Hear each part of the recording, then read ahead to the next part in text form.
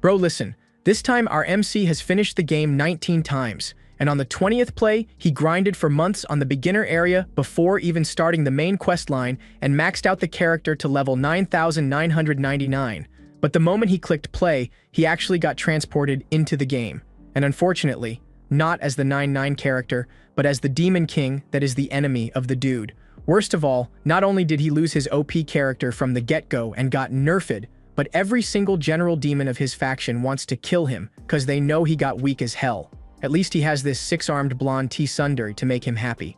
But the question is, how can a nerfed Demon King survive an absurdly OP hero and the fury of all his subordinates? His answer? Farming. Now, I know that this solution sounds trash, but hear me out. He has played this Souls-like game 19 full times and knows every single detail there is to know. Also, the system gave the path. The happier your demon army becomes, the more you can use your Demon King power. In theory, it sounds like he's going to be a cool guy, but holy Jesus, this MC is the ultimate menace on Earth. What he does to this poor Azeroth dude is the most disrespectful thing I have ever witnessed in any manhwa. So without further ado, let's get it. My name is Jangxiel. What a cursed name. Just an ordinary student from Korea, or at least I used to be. Yesterday, I became the Demon King Kratos, the final boss of a game I was playing, right? Total cliche. The game's called Blood Paladin, and the goal is to awaken the hero who's asleep like a male version of Cinderella or something. But here's the problem. Right at that moment, a butler comes in and calls for Kratos. It's Zephyros, and he says the preparations for war are complete. Outside, there's a whole crowd of demons screaming. Azuret, the Blood Prince, level 5, 3, 4 is there too. Alongside him is Sergi, the Ice Monarch, and the Archduke of Shadows, Hartok, who's also the head butler. And of course, there's the classic musclehead Baal, level 539. Standing before all of them, Kratos calls out to everyone and tells the army to listen up. As the Lord of all demonkind, he has something important to say. This war they're fighting is going to be put on hold because they need to focus on harvesting crops and raising livestock. The crowd of demons looks around kind of confused, and then they start freaking out, saying this is ridiculous. But then man, the Demon King gives them a death glare. Everyone goes dead silent. Obviously, there's a reason he doesn't want to start this war. Right then, a notification pops up. Someone is starting a new playthrough of the game for the 20th time. A guy known as Age Kimchi, level 9,999. And Kratos knows he's going to die at this guy's hands. That's when he explains, I graduated from the farming course at Korea University and became a rich farmer. I was one of the best, seriously, one of the top. The kid was so good, even the professors asked him to help write their thesis. That bald professor asks for help with another project. And when he goes to the fields, of course, people ask him to work too. The truth is, all this talent just turned him into the #1 slave. What kind of cursed life was that? He had all this skill, but in the end, everyone else took credit for everything he did. He screams that he wants to kill all those bastards and his dopamine levels are rock bottom. That's when he decided he needed a little hype in his life, right? And what better than a good old video game? He wanted something that would let him feel that thrill of achieving something he actually wanted. That's how he became the first person to finish this game 19 times. He's all worn out now, but says it was totally worth it, and yeah, he's really strong. So now he decides to do the 20th playthrough on Hell difficulty. First, he had to level everything up. And after grinding, the character's already maxed out with some gear that, well, looks kind of odd. But from the looks of it, must be totally OP. He's standing there wondering how many years have passed. Dude really stayed focused. The game asks if he wants to start, and he's like, of course, and clicks it without hesitation. But this time, the monitor starts glowing, and it feels like something's pulling him in. All of a sudden, his soul leaves his body and gets sucked into the TV. Something lights up in the middle of the sky. He's flying over a forest, wondering, dude, what is this? Okay, I need to chill. First off, I know this is my soul, so I probably won't die even if I fall. Look over there in the corner. It's the Tower of Life. No way. I've actually entered the world of Paladin. That's when he spots the tomb and heads over all excited, because he knows that's where Age Kimchi is. But as soon as he comes face to face with the blonde guy holding a staff, he's like, why does the character look so awful? Suddenly, his soul takes a sharp turn, man, and goes flying somewhere else. He's screaming in despair, saying anything but this. And that's how he ends up inside Kratos' body. He goes, I can't believe I lost my chance to be Age Kimchi just because I thought the outfit looked stupid. Meanwhile, Zephyros overhears some demons saying there's no way Kratos is as strong as he used to be. The vampire-looking guy says they should team up, cut off his head, and take the throne. But Hartok asks,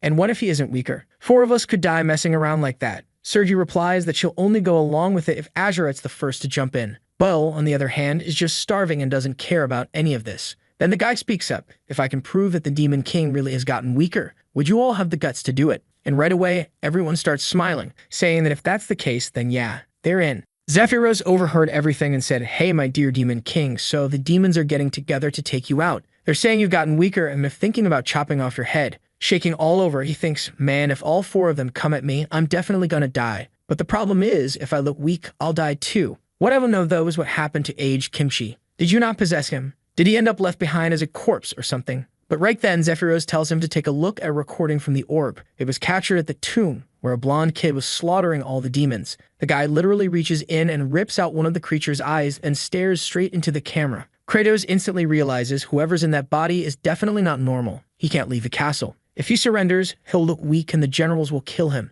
But if he steps into the human world, he'll also be killed by that level 9999 monster. The poor guy starts crying, saying the whole reason he got into this game was to find a little happiness, not more problems. But then he stands up, determined, saying that first of all, he's going to take care of the food situation to calm everyone down. Zephyros asks where His Majesty is going, and he replies with an apology for not saying anything earlier. He's out looking for land to start a little farm. Zephyros gives him a weird look, and the Demon King's just as confused himself. Then Zephyros points out that he used to be arrogant and full of himself. So what's with the sudden apology? Kratos finds the whole thing strange. Zephyros was more like a background character in the story. He shows up once and gets killed by the hero. Still, for some reason, he was kind of popular. That's because when he died, he apologized to the Demon King for being weak. People thought it was amazing that someone could respect their lord that much. They kind of liked him for it. But now he's just being annoying, going on about how he's never seen a Demon King lose face this fast. Kratos tries to intimidate him, but Zephyros clearly doesn't care and tells him to just explain where this farmland is supposed to be. After all,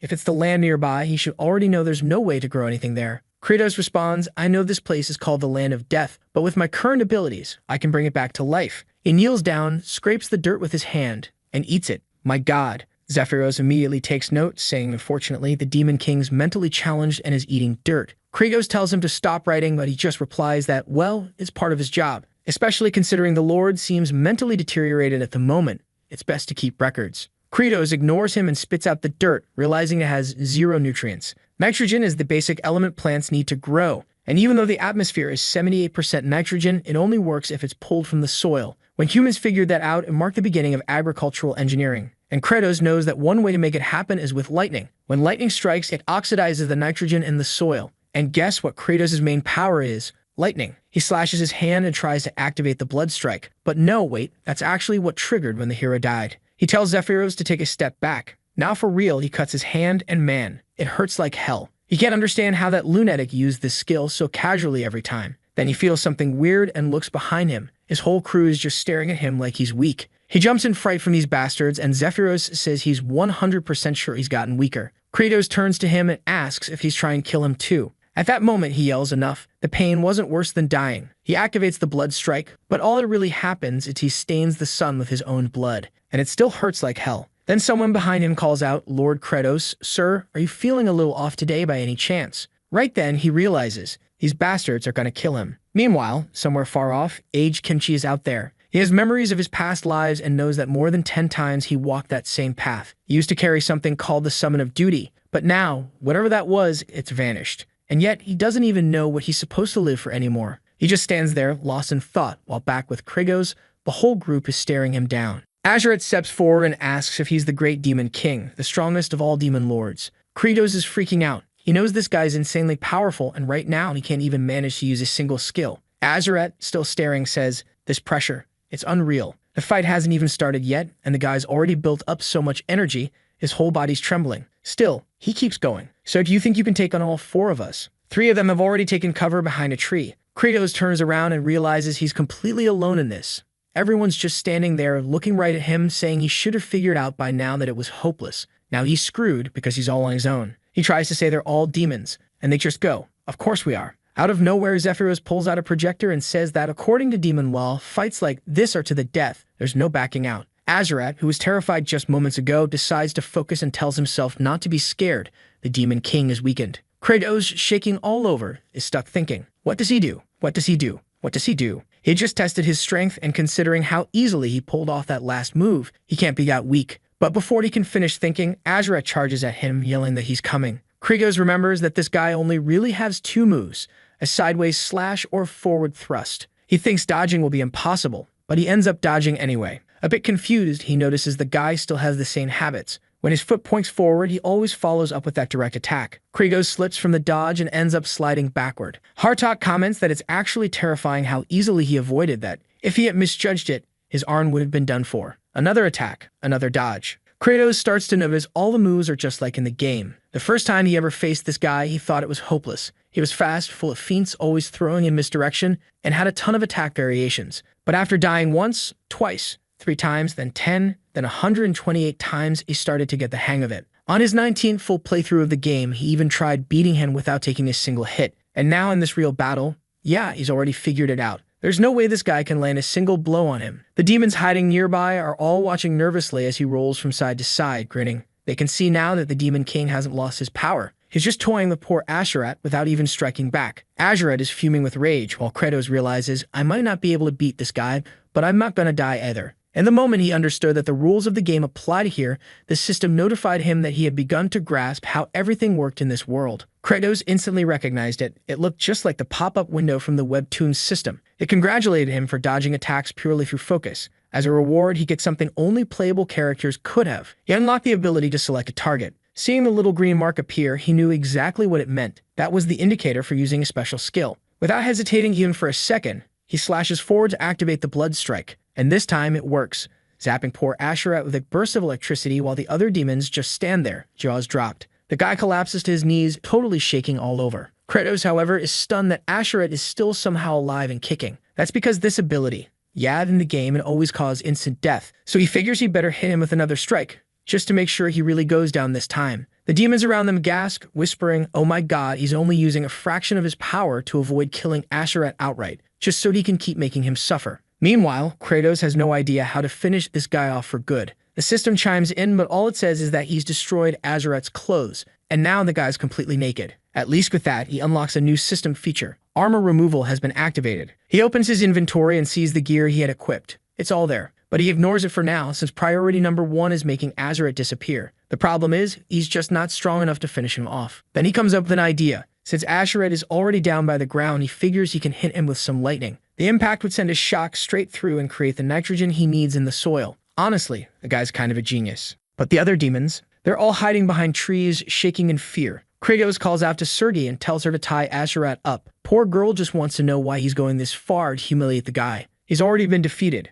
But no, Kratos straight up crucifies the kid and props him back up. With that, the perfect lightning rod is in place. Suddenly, Azurat opens his eyes and declares that the immortal has recovered. Now he's convinced the Demon King has gotten weaker, because he's still alive. But he doesn't get to talk much longer because another bolt of lightning shuts him up fast, while nitrogen starts working its way into the atmosphere. Kratos then orders Hartok to cover the entire area in a fog so thick that water will start to fall from the air. Hartok is surprised and thinks, wait, is he trying to soak the area so the lightning hurts even more? Honestly, that's a creative way to torture someone. I've learned something new today. The fog rolls in and tiny droplets begin falling on Azurat's body, just in time for another bloody lightning strike to hit. Kratos winces. The ability hurts like hell every time he has to scratch himself to activate it. Meanwhile, Zephyros is just watching everything along with the others, and they're all starting to get a little freaked out. But the protagonist, he's celebrating. The ground's going to be rich in nitrogen, and before long, the harvest will be bountiful. More lightning crashes, and you can see the bolts stretching out into the horizon.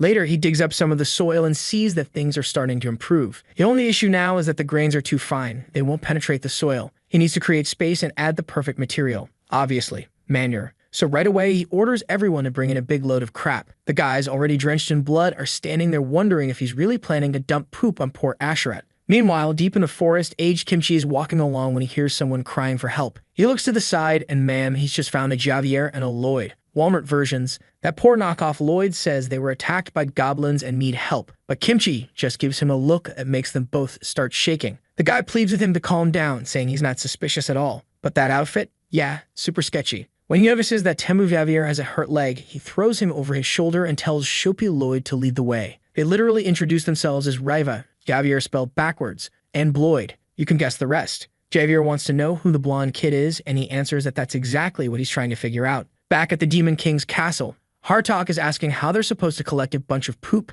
and where the heck they're going to get it from out of nowhere. Serpi says she has no clue, but the whole request is disgusting. Ball groans that it's over. He hasn't eaten in ages and women don't poop. Hartok immediately replies that's not the point here. Even if they could supplement, he's definitely not using his own. The plan? beat the crap out of some low-ranked demons until something comes out. Meanwhile, the poor guy's crouched in the middle of a pit, telling everyone to wait outside. He's not managing to do it. One of the soldiers reports to Hartok that it's been tough getting results. Hartok walks in and asks if the guy really can't go, and the demon explains he hasn't eaten in ages. This place is basically bankrupt. That's when Hartok grabs him by the neck and says he has a brilliant idea. He goes in for a slash, but Bale catches his arm and says, if you cut open his stomach like that, how is he supposed to give us what we need? Hartok releases the poor demon and admits it's surprisingly smart coming from Ball. So how about this? He feeds the guy his own flesh, and then they start producing what's needed? Bale just stares at him, aura fully activated, while the little demon curls up in the corner, trembling. The two are about to go at it when Kratos suddenly shows up and hits both of them with a bolt of lightning, warning them that humans and demons aren't the only creatures that defecate. Seated on the throne, he explains that there's no feces in this world that lacks nutritional value. They're going to make fertilizer. Zephyros asks what that even is. Kratos simply says it's something essential for improving the soil.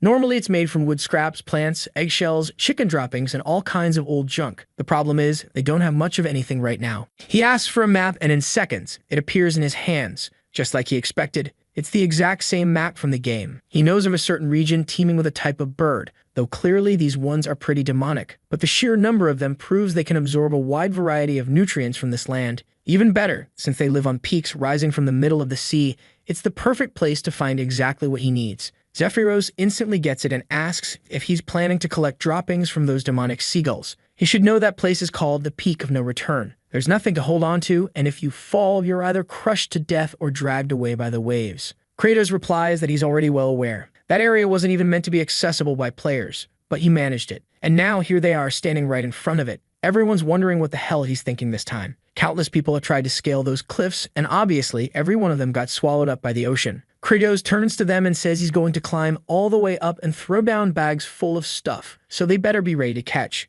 If this plan works, everyone's going to eat well. Baal looks around and remembers how thin everyone's gotten. Man, they're in bad shape. Thank the heavens the farmer Demon King finally showed up. Kratos recalls it was on his 30th playthrough that he finally decided to attempt climbing this place. After hundreds and hundreds of tries, he figured out the secret. He jumps as everyone watches and grabs onto the cliff. He knows he can pull it off because he knows how to exploit a certain glitch. His hand starts sinking into the stone and everyone's watching closely. Right then, Kratos opens his inventory and unequips everything. Suddenly, the whole crowd gets a full view of his bare butt. People start trembling in shock. He twists sideways and Serdi immediately turns away. He re-equips everything and clings to the wall like a lunatic. She peeks back with a crooked look. He unequips again, butt out. Then back to normal.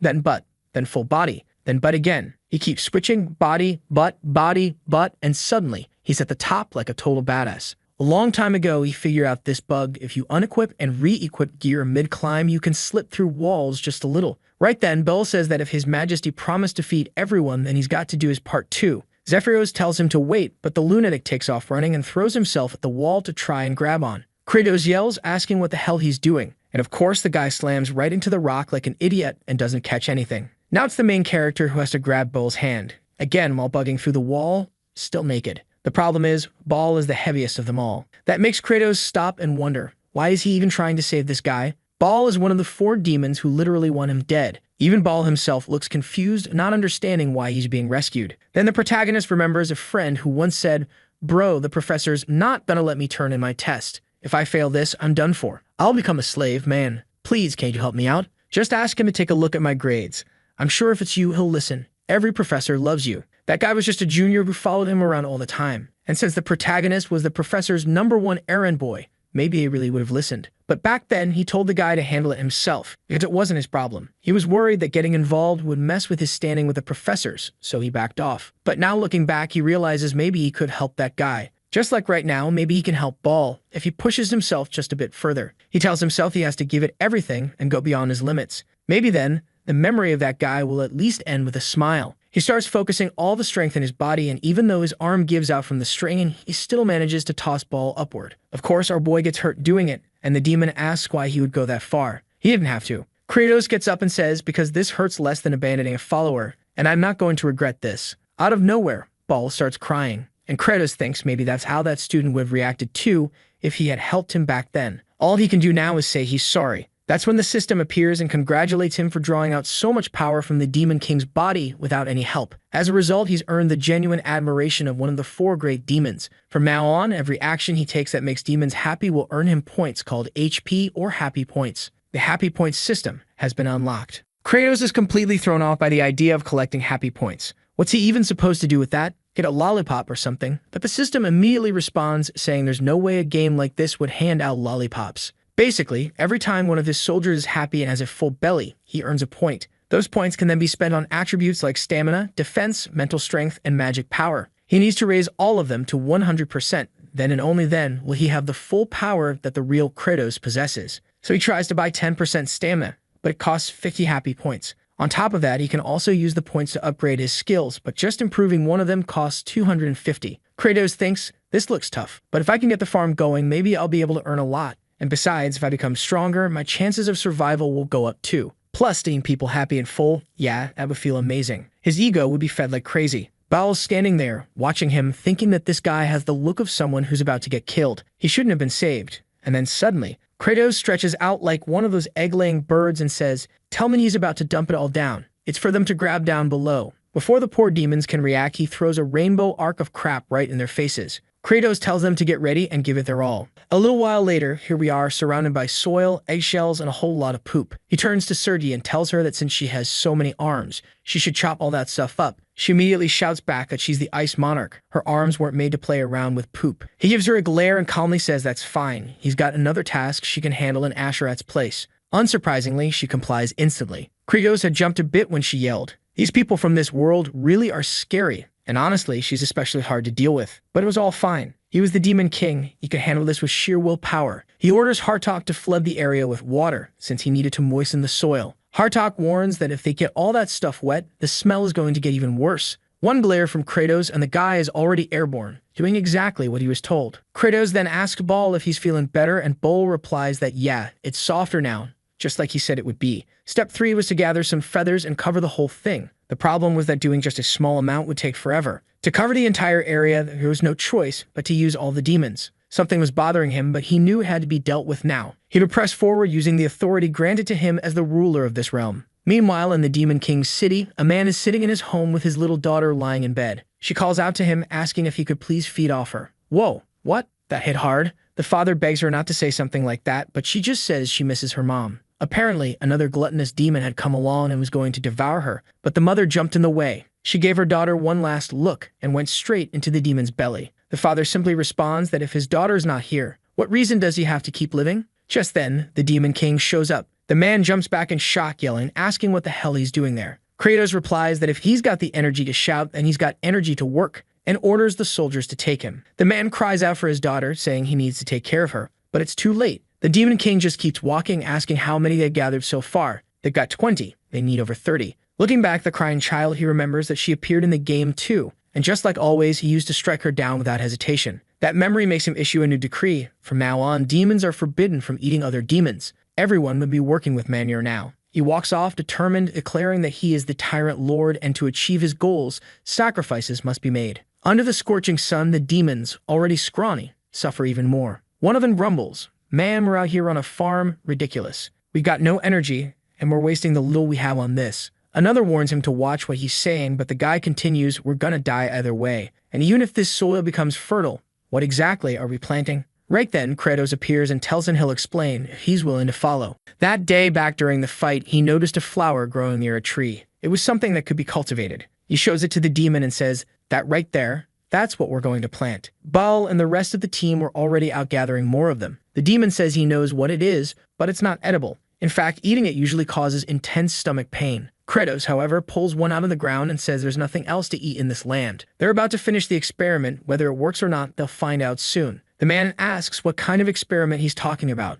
and Kratos says, "Right about now, your daughter should be starting to eat it." The guy bolts off in a panic, begging for help, desperate to know why they're doing this to an innocent child. He prays she hasn't eaten any of it. He bursts through the door, only to find Baal and his daughter standing there. And the little girl, she already ate it. She's plump now, saying she feels totally fine and completely full. The father is stunned, asking if she's really okay. She nods and says she actually ate the same thing yesterday. Baal and Zephyros gave it to her. That's when Kratos steps in and tells him to believe it. In a certain land, humans also managed to turn poisonous plants into something edible. It's actually something famous called a potato. I didn't even know that. Potatoes used to be poisonous. Flute, overwhelmed, thanks Kratos for being so kind to someone like her. And just like that, a part of the army feels genuinely happy to finally have something to eat. For the first time, Kratos earns one happy point. He stares at the point he just earned, catches the little girl's smile, and remembers how she used to be a monster in the game. The contrast between who she was and who she is now hits hard. Just because he's the demon lord doesn't mean he always has to be serious. So he flashes her a warm, beautiful smile and tells her to grow up strong and tall. The other demons immediately assume she's being fattened up to be eaten later. That sweet, wholesome expression on his face. Poor thing. That was all it took to confuse everyone. The next chapter opens by talking about a region called Chaven de Antor. This territory is divided into 5 zones, and Chaven is the farthest one out. The nights there were freezing cold, and the days were scorching hot. In a place where no crops could survive, even poisonous plants were considered food. Most people should have died trying, but of course, the humans never gave up. Back in the village, Flute's father kneels and tells the demon lord that everything's been laid out. That's when our guy orders Belle to stomp all over the place and crush every single potato. After that, they're going to leave the entire batch out to freeze overnight for 5 days. Freeze, thaw, over and over again. Slowly the batch would become edible, turning into potatoes that wouldn't cause stomach pain. Once that's done, it's time to call in Zephyros and get the squad ready to produce even more fertilizer. Snack prep time had officially begun. The line forms. Kratos steps up and announces, "All right, everyone. There's not much, so you're only allowed to take 2 at most." Zephyros finds that a bit odd. After all, they've got tons of soil. Why not just grow more potatoes? Kratos explains that what they have now is far from enough. Not only that, but it's going to take time to scale things up. The plan is to let people get used to the idea that these things are edible, then they'll multiply production by 1,000. Still, all the demons are just standing there staring at the food. They're not sure if it's really safe to eat. From the back, one man says his daughter already tried it and felt fine. But another one barks at him to stop being an idiot and just look at the demon king. That's not the face of someone handing out food to be generous. Even so, the guy steps forward with nothing but sheer courage, throws the potato in his mouth, chews it, and swallows. Then he starts crying and declares, "Long live the demon king." Once the first one ate and didn't die, obviously, everyone else followed. All they could think was, he really gave us something we could eat. And just like that, everyone raised a hand and shouted that Kratos was incredible. Seeing that kind of celebration, Kratos mutters that there's definitely something off about this cheer. They're going to have to change that chant real soon. Off to the side, Zephyros is thinking that maybe, just maybe, this lunatic really might end the starvation in this land. With so many full bellies, Kratos racks up 51 happy points. Finally, he can level up a bit. Looking over his attributes, he wonders which one would help him most right now. As he's deep in thought, Zephyros calls on the entire farm squad and orders them to return to the village to spread the word. Real, edible food can be grown in this land, and any demon who shows up to help will receive a voucher redeemable for potatoes.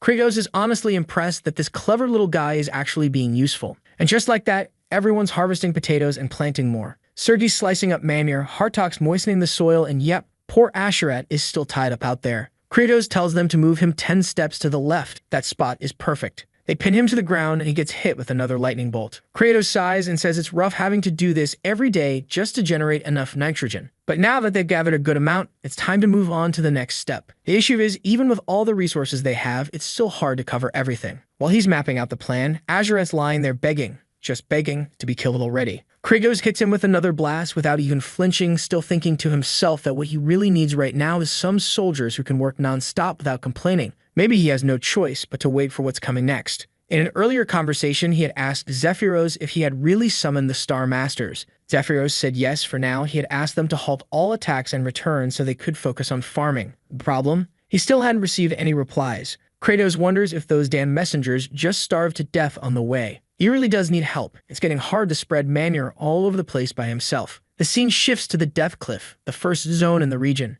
A demon reports that, according to the latest scouting, Lord Kratos had actually begun developing agriculture and producing edible food. The mustached one scoffs, saying Kratos must be doing all this because he's scared. That's because every time a demon dies, Saruthal, the father of the dead, gets stronger. Kratos must be trying to stop the war so neither of them gains any more power. Saruthal then asks if all the messengers sent to other regions have been dealt with. The demon confirms no one else knows that Kratos wants to call off the war. Saruthal nods, satisfied. He says it's better this way, every demon has to starve. Only then will they all become fuel for his power. Once he's gathered enough strength, he will become the true demon lord. Then he calls for Fikimir and commands him to destroy everything Kratos has built, especially anything related to farming. During one of the freezing nights, poor Asherat is still tied to the cross. Ficamir walks past and thinks, "Good lord, this guy. That Lord Kratos is brutal. He really turned Azerat into a full-on corpse just to make an example out of him." But he reassures him, "Don't worry, Azerat. Sarvithal will avenge you." He summons a horde of spirits and orders them to destroy the land so that it can never be used again. The spirits rush in and find a huge pile of something covered up. One of them mentions that this is the famous manure Lord Kratos had been guarding so seriously. Ficamir grins, "It's perfect." He tells them to toss it everywhere and ruin all of Kratos' plans.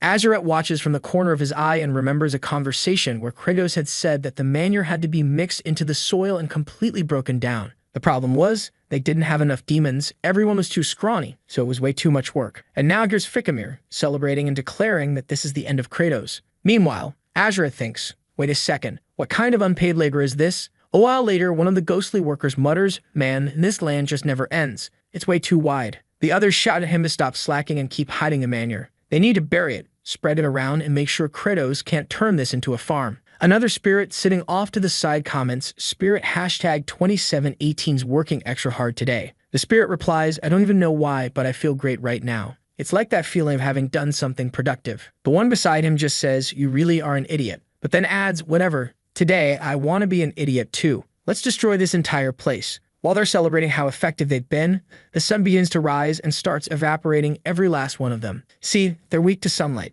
but honestly, dying after doing something productive didn't feel that bad to them. As their little souls drift upward, Ficamir is left behind crying, saying his children really did it. They were the best.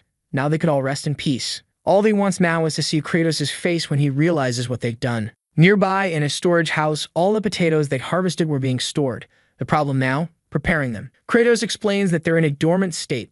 Even if planted, they wouldn't grow. "It's like a sleeping potato," he says, "and you yanked it out by the hair." At that moment, the potato kind of fainted from the shock. He knows this dormant state will pass faster if he keeps the potatoes at around 4 degrees for 2 or 3 weeks and then moves them somewhere warm. The problem is, he was hoping to count on Surti for help, but she's been totally grossed out lately and clearly doesn't want to work. And Hartok doesn't look too thrilled with him either. At this point, Kratos is trying not to piss off either of them, since they still look like they're one step away from turning on him. He tried raising the temperature by making the crew do squats, but the poor demons had no energy left and just passed out. Thinking it over, he turns to Zephyros and says they're heading to the farms. He had to do whatever was in his power. At the very least, he could inject some nitrogen into the soil. But when they got there, the whole place was steaming. He stops in his tracks. What happened here? The soil was all mixed, the stench was thick in the air, and this place was perfect for planting. What kind of miracle is this? Watching from the shadows, Ficamir is panicking, total success. Just then, Baal shows up right behind him, grabs him by the ears, and announces he found this creep hiding out.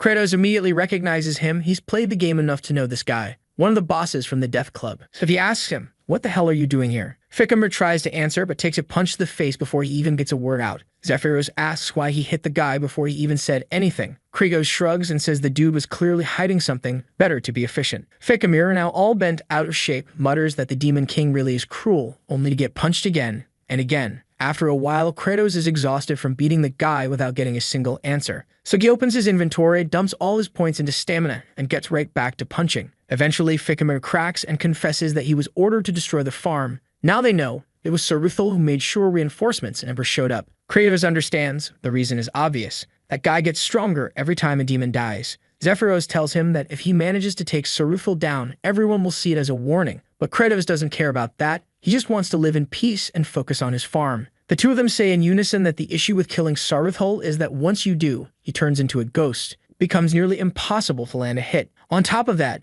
his map is huge, filled with high ground and hard-to-reach areas. Still, Kratos knows one thing: if the pest is hiding in the nest, then you destroy the whole nest. The scene cuts to Flute, who's watching Asherat, still tied up, still stuck there. Like, when are they actually going to let this guy go? He turns to her and asks what she's staring at. All sweet and innocent, she says it's thanks to his sacrifice that they now have food, and she thanks him. But he snaps at her, yelling that she should stop humiliating the great Asherat. He warns her that once he's free, she'll be the first one to die. He's boiling with rage, thinking that the second he breaks free, he'll take down that damn Kratos himself. That's when he hears Kratos' voice and looks to the side. Someone is playing music. It's a celebration. The second light post had just been installed. Everyone's cheering, saying this one will help bring even more food. Azerat's eyes go wide. Does this mean he's free at last? No more living like a rotisserie chicken, being roasted day and night. But no, they're just standing side by side. and Kratos zaps both of them with lightning again. By now, Azeroth's kind of used to it. He just gets a little crispy in size. Sardathol, watching all this unfold, starts screaming that they can't do this to poor Ficamir. But Kratos doesn't stop. More lightning. Zap. And the guy keeps crying out that it must hurt like hell. Zap again. And again. Eventually, Ficamir begs him to stop. That's when Kratos notices a raven nearby, and he knows exactly what that is. A messenger bird used for transmitting information. Now he's certain Sardathol is watching everything. That bastard trying to sabotage his crops is going to pay dearly. Sometime later, under the blazing sun, there's Flute, cute as ever, happily working the soil. Azeroth turns to her and asks, "Sweetheart, what are you doing?" Flute explains that since the 4 generals had helped out so much, she wanted to do her part too. He calls her an idiot. Ficamir had already handled that entire plot of land. She should be doing something useful instead. So Flute walks over to Ficamir and asks if it's true. He not only prepared the soil, but also stood there taking lightning strikes for everyone's sake. That was really kind. Ficamir, looking all bashful, says she's the kind one, and that she made it all worth it. But Azeroth warns her again that she's not helping by hanging around here. All he knows is that when potatoes are heated, they seem to improve somehow. Hearing that, Flute immediately runs off, thanking him and saying she'll try to help with that. As she disappears, Azeroth just mutters,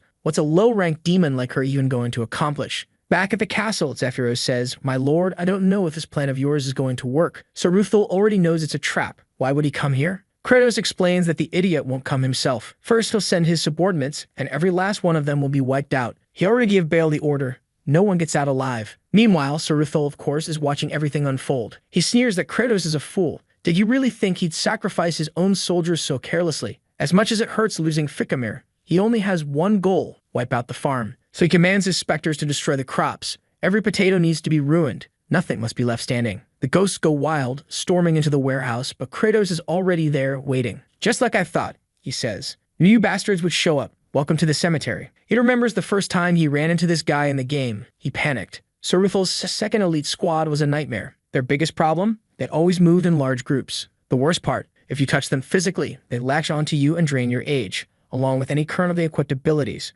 But he knew the trick to beating them. He asks, "All right, who wants to get deep-fried first?" The secret was simple. Use magic, especially lightning. The specters panic, realizing it's a trap. But Kratos smirks. Too late. This is the real trap. The doors slam shut. Strange blood seals them. And that blood, it's his. Kratos unleashes a massive area attack, lighting everything up. He yells for the guards to rush in and strike now. Demons pour in from all sides. With their ghostly forms gone, the specters are easily overwhelmed and tortured. Kratos watches it all and thinks, man, this plan was so Demon King alpha-level genius. He even says it out loud. Maybe I really do belong in this world. The only downside? A few of the little spirits hadn't been burned and were zipping around, throwing lightning bolts like nothing. But suddenly, right from the potato pile, Flute pops out. Kratos looks over. One of the spirits is heading straight for her, ready to steal her youth. Her father screams in horror. And Kratos, still frustrated that people weren't doing their jobs, still finds himself wanting to save her. But the lightning's not going to reach her in time. Almost instinctively, he tosses a lightning-charged potato her way,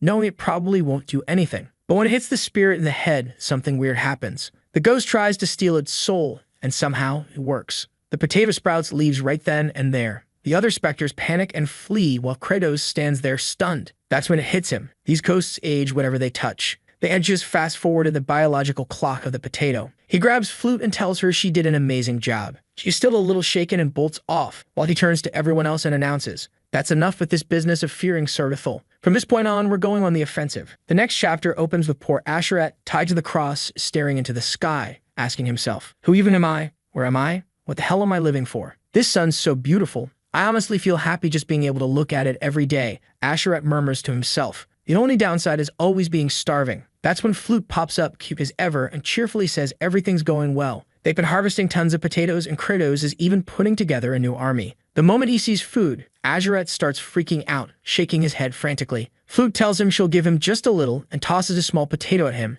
It hits him square in the eye. He yells that he's going to kill her, but she throws 3 more. 2 hit him right in the eye, and 1 in the mouth. As much as it hurt, it was delicious. That bite alone made him feel so good that Kratos even earned another happy point. After everything he'd done, he was up to 302. He didn't even know who the last one came from, but it didn't matter. The more, the better. He needed every bit of it to prepare for the assault on Saruthul. He calls for the army and tells them to get ready. They're almost there when a few ghosts shout, "They're gonna cut the bridge." And sure enough, they cut it without hesitation. But hold on, Kratos just jumps. They yell that he's a moron, but of course he's about to use the butt glitch again. The spirits are confused. He turns his back, glances once, twice, and boom, he's already on top. The two ghosts flee, muttering how terrifying that demon is. Kratos turns and thinks it all went just as planned. He points to Zephyros and bolts ahead. Saruthel points from a distance, telling the ghosts to kill him now that he's alone. Kratos charges forward, but of course uses the glitch again. The guy only has one real move. The spirits try to grab him, but just as they're about to, he sinks into the ground.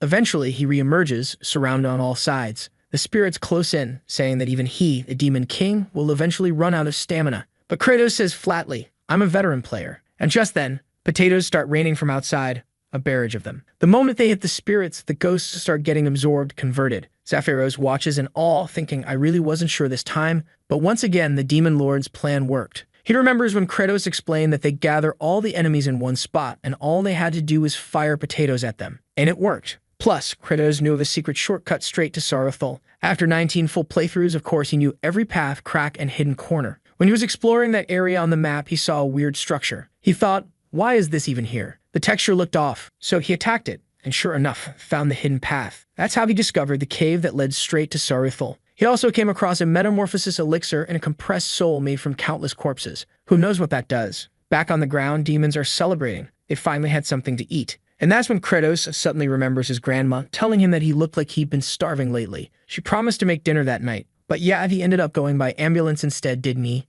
Now the guy's all emotionally wrecked. He declares loudly, "Anyone who stands in the way of my will to feed people will be completely destroyed." Suddenly, Baal steps up and says, "Saruthel is strong. He's going to help." But Kratos says, "Nope, your job is to carry potatoes. That's the job of the boss." Meanwhile, Saruthel is standing before the great spirit of ice, calling for more beasts born from his glorious cold to bring terror and troops to his side. But his chant is cut off by a boot stomping on his face. Confused, he asks how Kratos is already here. Kratos just shrugs. "That's not your concern. I'm here to exterminate this pest." Saruthel growls that he's a fool for coming here alone and thinking he could win. Clearly, he hasn't witnessed the true power he possesses. But Kratos has seen it. Oh, he's seen it 19 times already, and he's had enough of that cursed power. Back when he was hunting down Saruthel for the first time, he used to walk through those mountains, wiping out every last spirit. The creatures would slowly gather inside this strange crystal that absorbed souls, and once Saruthel had absorbed enough power, he would summon even more demons. Only after taking care of those would he finally reveal his true ability. A tornado would swirl in the sky, and Saruthel would say,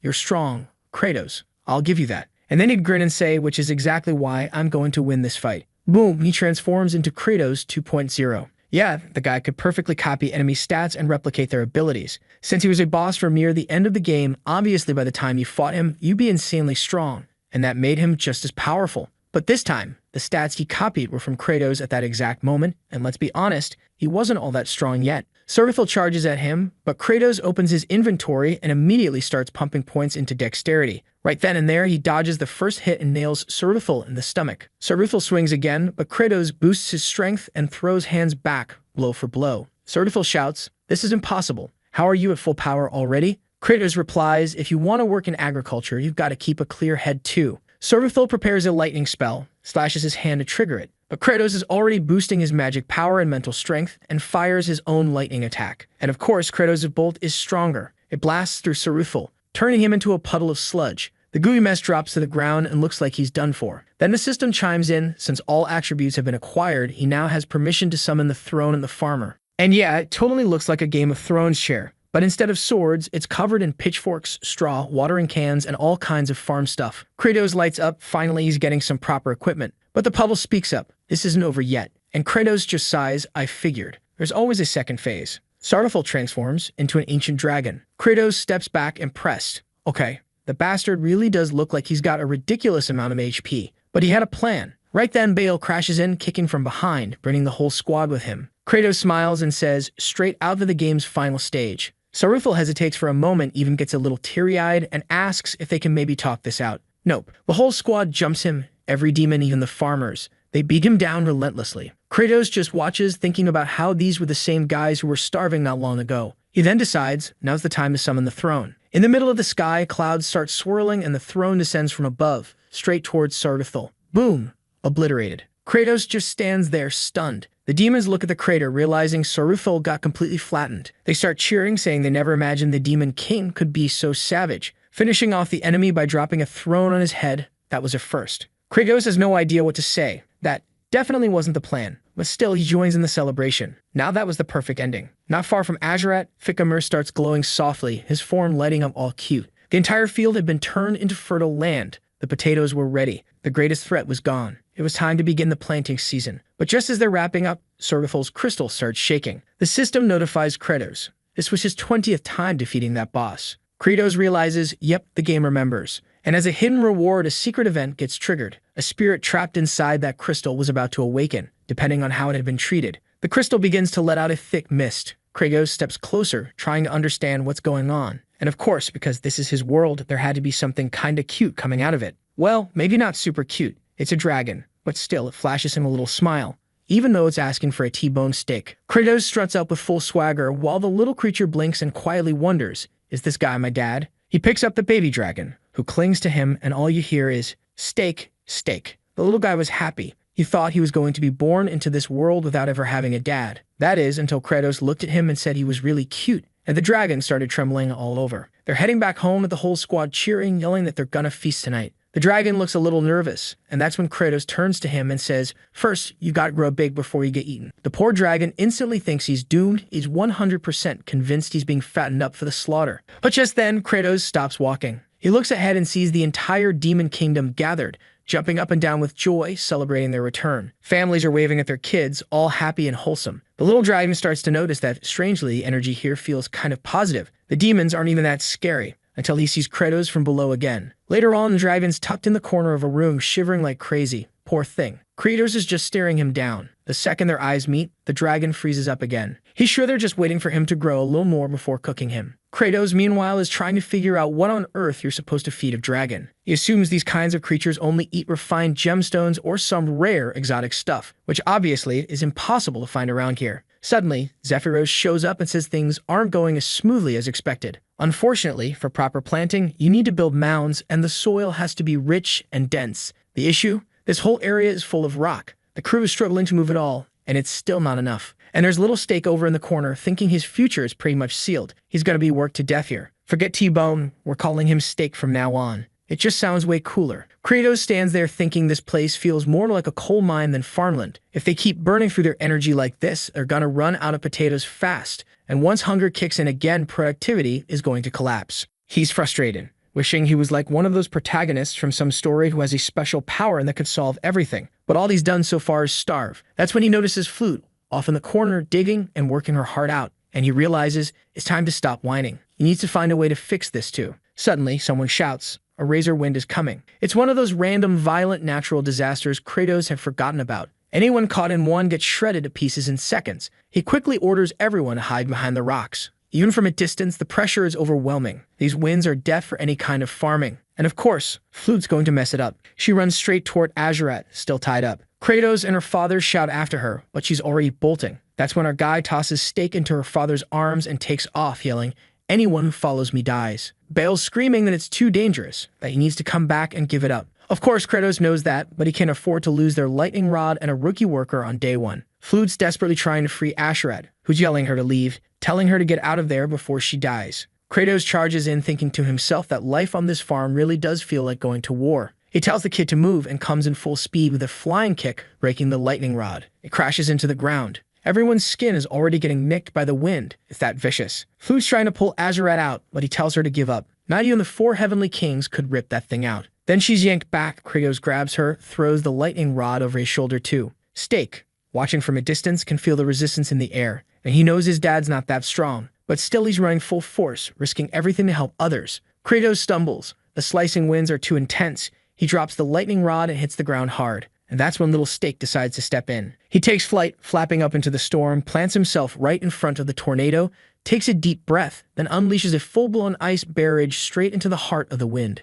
Barely conscious, Kratos notices that Steak had used his power to slow down the wind, but that was way too much for a baby dragon. The tornado keeps advancing, but right then the crew arrives, carrying everyone out of danger. Next chapter, we cut to the castle. There's Kratos lying in bed, looking extremely uncomfortable. That's when Hartok and Sergi walk in. Are they really about to try and kill our boy while he's down? Hartok says that while the Demon King's unconscious, he's going to slice his head clean off. Sergi agrees. After that, they'll take care of Baal and Azurat and then decide between the two of them who gets to be the next Demon King. Hartok accepts the terms. For now, they'll be allies. The door creaks open. They're already standing by the bed, ready to strike. But suddenly, both freeze. Kratos' expression is not that of someone passed out. He's got the meanest look on his face, and now they're questioning everything. Was he awake this whole time? Is he watching them right now? Still, they push forward. This was their only chance. Just as they're about to move, Azurat and Baal show up. Azurat looks like he's been through hell. 10 whole chapters getting zapped like a lightning rod. And Baal says, the Demon King's sleeping. Don't go messing with his map. But even looking at Kratos' face, they can't believe this is the expression of someone who's unconscious.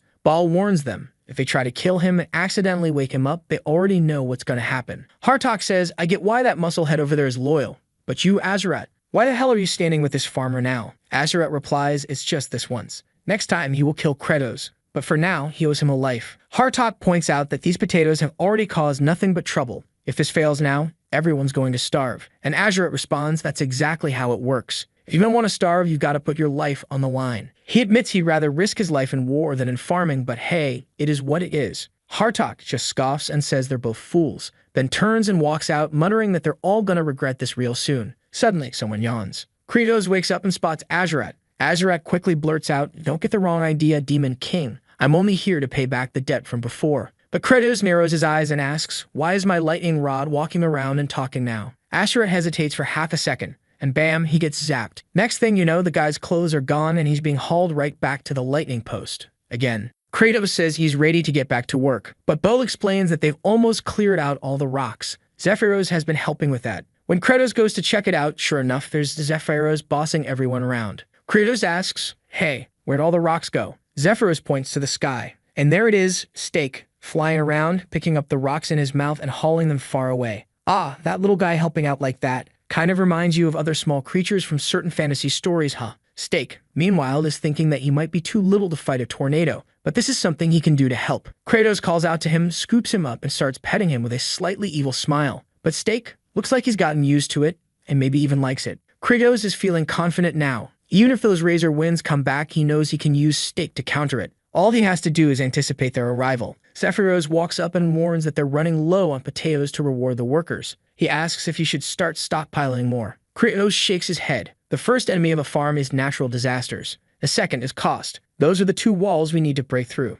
Elsewhere in the castle, Sergi removes her helmet and hold on a second. Is she a badass elf girl? Yep. Only downside, she reeks of manure from working in the fields all day. There's also the tiny detail of her having 6 arms. But let's be honest, some of you out there probably wouldn't even hesitate. I would never say a bath would fix that. Just then, someone knocks on the door asking to speak with Sergi. She recognizes the voice. It's the Demon Lord. She immediately says there's nothing they need to talk about. He asks her to open the door, please, but she insists she wants to avoid any interaction with him. He tells her it's impossible to talk things out without being face to face, and then says he's coming in. She turns to yell at him not to break the door, but of course he's already using his usual glitch. Yep, he's suddenly standing calmly right in front of her, while she wonders why on earth this guy just barged into a lady's room. Suddenly, Kratos drops to his knees. She's confused. Then he says without her, he really can't do anything. She's taken aback, just for a second, and the next moment, her cheeks are bright red. Meanwhile, Kratos is thinking that if this is what it takes to save money, then yeah, he'll kneel. What he needs right now is a sharp blade. Sergi is flustered, twirling her hair like a princess, saying that if he's asking her like that, how's she supposed to say no?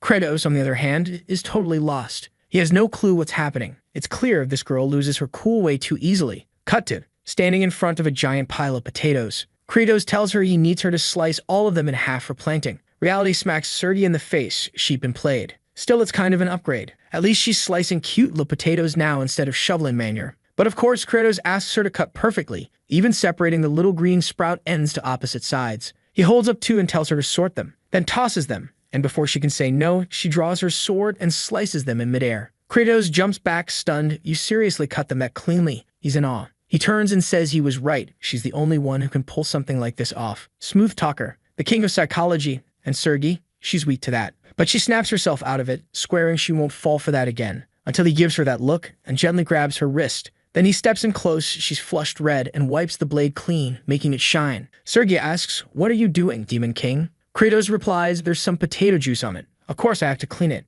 Sergi's mind is racing. Is this guy insane? That look, why does it feel so warm? So sincere, so intense? Kratos is calmly thinking that a clean blade is perfect for hygiene. After all, she was chopping up poop just a little while ago. Then he says he's asking one more time. She's the only person he can count on for this. Sergei turns away, cheeks red, and says fine, she'll help, but just this once. While thinking to herself, this dumb demon king, he really can't do anything without me. Right away, he sprints off like a kid yelling that she's amazing, and he'll go get some water. They'll be cutting all night long. While the potatoes start flying, Hartok can be heard nearby, overhearing something like, "Don't hold my hand like that. Open your arms to the side." He peeks into the scene, our demon king assisting his precious little servant, and Hartok immediately realizes Sergei had become one of those brainwashed fools, voluntarily working for this guy, all because of a few compliments. Meanwhile, Azuret is still out there in the sun, wondering what the point of life is, what his goals are, and what the future holds for a lightning rod. That's when Flute shows up and says they can play that potato throwing game again. He tells the low-class brat to get lost. As soon as he's free, he's going to eat her alive. But she just keeps pelting him with potatoes anyway.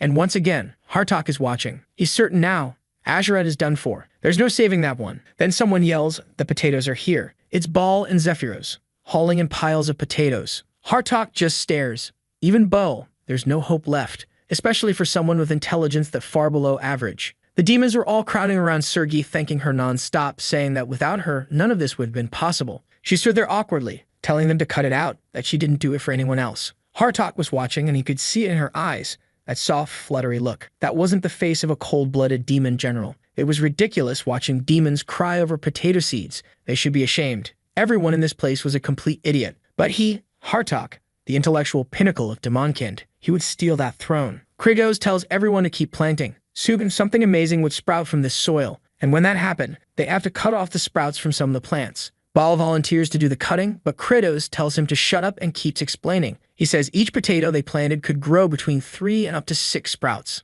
Then he asks them, do you think having more or fewer sprouts is better? The demons shout, more obviously. Immediately, Kratos tells them they're wrong. Fewer is better. Hartok's eyes twitch. This whole conversation is pathetic. The demons start asking why fewer would be better. It makes no sense. Shouldn't more sprouts mean more food? Hartok can't take it anymore. You really are brainless. If a bunch of sprouts show up, they'll compete for nutrients. And that means the potatoes you eat will have fewer nutrients. Kratos turns to him. Wait, how do you know that? Hartok replies, it's extremely basic. If the sprouts are all feeding from the same potato, obviously the result is weaker in the end. Kratos nods and asks, so how many sprouts would be ideal? Hartok rolls his eyes. 2, obviously. Why are you even asking? 1 would be ideal in a perfect scenario, but with 2, you at least have backup if one fails. Kratos tells him to keep going. Then what? Hartok grumbles that it's all so obvious. Now that the soil is super healthy, other plants might try to leach off its nutrients. That's why they need to ensure everything goes to the potatoes. In short, they have to pull out anything that's not a potato. Anyone with half a brain could have figured that out in a minute. Kratos claps and tells everyone to applaud, because clearly they got a genius among them. Everyone starts cheering, genius, genius, genius. Hartok's losing it. His mother always called him an idiot, and now in tears, he's crying. Even he doesn't understand why. Kratos smiles and calls his name. Finally, I found someone wise and brilliant among Demonkind. From this day forward, Hartok would be the head of the farmers' division. Hartok thinks it's absurd. His intelligence was built for thievery and murder. But Kratos turns around and tells everyone to show proper respect to the elite of their race. Everyone starts chanting, elite, elite, elite. Hartok wants to kill every last one of them. But instead, he steps forward and says they'd better listen carefully to what he's about to say. In the background, Kratos watches. He knows it worked. The demons cheer. He just won another psychological battle. He saw through Baal's neglected heart and managed to turn him into a loyal subordinate. He gave Azuret a friend, someone who once swore he'd never have one, and even toned down his violent nature. He softened Sergei, a girl who'd never been loved before, and he gave Hartok the validation he'd always wanted, to simply be seen. These demons, all of them had fragile hearts. Because of that, Kratos earned 200 happy points plus a new ability, Blood Eye. Kratos tilts his head. That one? He doesn't remember ever unlocking it before. It lets him see the future of anything he looks at, though for now, only up to 6 hours ahead. And not just for living beings, he could see the future of objects too. That's when it hits him. The psycho just realized he can finally predict the weather. Next chapter starts somewhere between the Lost Lands, Demon Territory, and Human Domain. That place is known as the Village of the Exiled. And guess who's there? Lloyd with Javier's hair. And Javier with Lloyd's hair. Dear God, Javier looks weird, and he thanks Lloyd for taking such good care of him. Lloyd, looking even more busted than usual, says he's going to work hard, make a ton of money, and boss everyone around. At least that part hasn't changed. Out of nowhere, Javier turns to old Kimchi and asks if he plans on going back to the Demon Kingdom with them. The blonde pauses and says he's not sure. Like you mentioned before, he doesn't really know who he is, and he doesn't remember any of the humans around here either. On top of that, the first people he met didn't seem all that interested in being friends. so where would someone like him even be accepted? The Walmart dude glance at him for a second and suggest, maybe start by changing those clothes. They all start heading off, and even though he wraps himself up, he's still got that same outfit underneath. Kimchi keeps thinking he really wants to tear this thing off, but for some strange reason, the clothes won't come off. It's like they're fused to his skin, literally part of him. Before leaving, Javier tells one of the guys that he's going to ask the king to look into this village. Living in exile here is awful. Watching all that, Kimchi can't help but notice that boy is genuinely noble. Even out here, this close to demon territory, he's risking himself for others. And not only that, he doesn't seem arrogant. He's decent. It makes him wonder what kind of person he used to be. Based on his memories, he seems like the type who went around killing everything. And now, he has no idea what someone like him is supposed to do besides kill. Back in demon territory, everyone's gathered around. The first sprout has appeared. They're all shouting that the first little sprout has finally broken through. All the demons come rushing to see, totally amazed. Even Flute runs over to tell Azurat, who just snaps, "If you show up here one more time, I will eat you." Kratos arrives right then and says it's time to move on to the next phase. He turns to the genius of Demonkin with the unmatched brain and tells him to explain the process. Immediately, Hartok, shining with confidence, begins explaining that they now need to build up a mound of soil around the potato plant to protect it from sunlight. If potatoes are exposed to direct sunlight, they lose their flavor, or worse, become toxic. Kratos praises him, telling everyone there's truly no one as brilliant as this guy. Even little Steak is clapping along happily. Then Kratos glances upward and says it's time to check the weather for today. He'd spent 200 happy points to upgrade that ability. The only problem? To activate it, he has to stare at the sky non-stop for 200 seconds. And that hurts. The demons start whispering, saying the demon lord is tearing up, clearly emotional from seeing the first sprout. Time passes and the system pings, congratulating him and confirming today's forecast, sunny and dry. They'd better go water the field. Great news for Steak, who gets to take the day off. Right then, Zephyros appears, saying he's got urgent news. A subordinate from the 2nd Division commander has arrived. Back at the castle, someone introduces himself as Loplo, one of the people from the 2nd region. Apparently, the moment they received word of the ceasefire, the 3rd Division launched a surprise attack. They're saying the Demon Lord's gotten weak, and now anyone can steal the throne. Zephyros explains that if the 3rd Division defeats the 2nd, they'll most likely join forces, and that would not be easy to stop. Kratos knows they'll have to head out and deal with it. The problem is, he can't abandon the farm either. And to make things worse, the area under attack is known as the Swamp of Decay, a place ridiculously far and annoyingly massive. Sadly, the abandoned well he usually used for teleportation in the game isn't working anymore. So now he's stuck with the question. How the hell is he supposed to balance war and agriculture? As he's deep in thought, Steak licks his face until Kratos finally comes to a conclusion. The boss doesn't need to leave the castle. Sergei, who now walks around permanently blushing 24/7, insists she's not fighting for him, okay? Meanwhile, Ball swears he'll follow any order, no matter what it is. Kratos decides that these blockhead demons are actually the best ones to send into battle. After all, they're completely useless when it comes to farming. Pretty bold of him to say that, considering he relies on Sergei for literally everything. He explains something about a shortcut. Since they're stepping outside the boss area, if they return to the previous base, there's some sort of auto-teleport mechanic. He's not entirely sure how it works, but somehow they'll arrive quickly. And with that, he orders them to move out. At the swamp, there's a wooden-looking demon kneeling down and asking how the Hell Rustler could betray the Demon King like that. That demon is none other than Planus, the master of the 2nd region. Someone walks up and calmly says that this isn't a rebellion. It's all just a big misunderstanding. All he wants is to keep the war going, because if they stop now, the demon race will go extinct. Peace would ruin them. Planus argues that everyone's putting their faith in Kratos, that he'll make agriculture viable, and that they won't need to fight humans anymore just to survive. But Rustler fires back. That's not the problem. The real issue is that fighting with honor is what defines the pride of the demon race. Right as he raises his massive hammer to strike, bam! Something hits his weapon and sends it flying. He turns around, and there they are, Sergei and Ball, just arriving. Sergei steps forward and says, "You're right. We are a race that fights. We love walking around, slaughtering everything in our path. But when did we become like this? And why are we forced to live this way?" Cut to Flute bursting through the door, yelling to her dad, "Come see the fields." Sergei continues, saying maybe it's finally time to understand something important. Saving lives instead of taking them could give them a much greater sense of pride. Back at the farm, the fields have bloomed like crazy. Everyone is in awe, even Azurat, our poor lightning rod of a demon, has tears welling up in his eyes. Those two smart alecks that always act like twins are watching closely. And our demon?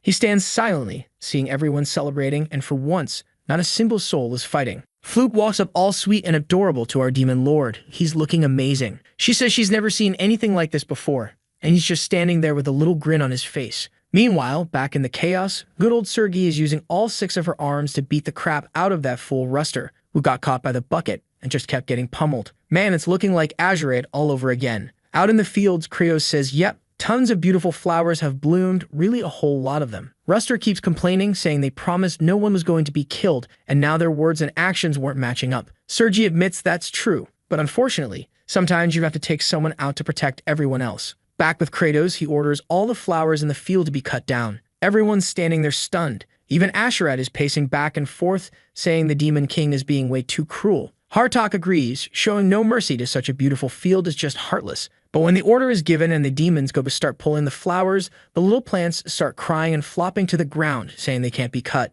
No one's ever seen anything like it. It was just too beautiful. Hartok explains they don't realize those things are sucking up all the nutrients from the sunlight. It's all part of the Demon Lord's master plan to redirect energy toward growing potatoes. So they pull them out, suffering as the plants die, and Kratos, who now looks just like Lloyd, starts shouting that he can hear the screams of the potatoes growing. Back in the mess, Ruster had already been beaten down and dragged in front of Kratos, who announces that this is what happens to anyone thinking about rebelling. The front line had already fallen too. So now what's Ruster gonna do? He tells them to just kill him. He refuses to serve a demon lord who's lost his pride. He'd rather, bam, get zapped. Problem solved, and just when you thought he couldn't make it worse, he blurts out, "My body is an intact suit of armor." That only tickled a bit. A buck for anyone who guesses what happens next. Of course, he gets hit with an antenna and blasted with lightning again. Then Kratos says to uninstall another antenna over there. Ruster was losing his healing capabilities. It was time to retire him. The ropes pull him off and Asherat can barely walk straight. Fluke comes running over, all sweet, calling his name. But he turns around and tells her she humiliated him for far too long. Now it's her and Kratos' turn to be devoured. She's shocked, and he comes charging like a demon, all twisted up, and just collapses like a fool. He hasn't been able to walk properly in forever, so he's got no strength left. Baal tells him to quit using those big dramatic words like he's still the same guy as before. He picks him up in his arms while Azurite is screaming not to carry him like a little princess, and weirdly enough he ends up being carried in with a blanket over his back, real peculiar. Baal announces that it's an order from the Demon King and he's going to be like that for a while. Strangely, the guy's blushing, muttering that he's not going to forgive this disgrace. Azurite gets taken away while Kratos is thinking back to when they all looked at him with that cursed eye and saw he be paralyzed for 6 hours and unable to walk, so all's good. Then he announces to everyone that the harvest is coming up and they need to speed things up. With Sergi and her 6 arms, cutting the plants was a breeze. Hartok was using his mist storm to water everything. The autumn harvest wasn't far off. The only downside was that their rations were running out. Even though demons are used to starving, you could tell their efficiency was starting to drop. That's when Laplo shows up again, saying that Master Planus came to express his gratitude for being saved. Krios raises an eyebrow, asking what gratitude he's talking about, and the demon just looks confused. Strangely, the protagonist is staring daggers at him while the tree just stands there not getting it. But Kratos is pissed because the idiot came to say thank you and didn't bring a single gift. Then Laplo says they're gathering up the third master's subordinates and will send some workers soon. Kratos is standing there thinking the potatoes are growing well. Soon there will be a big harvest,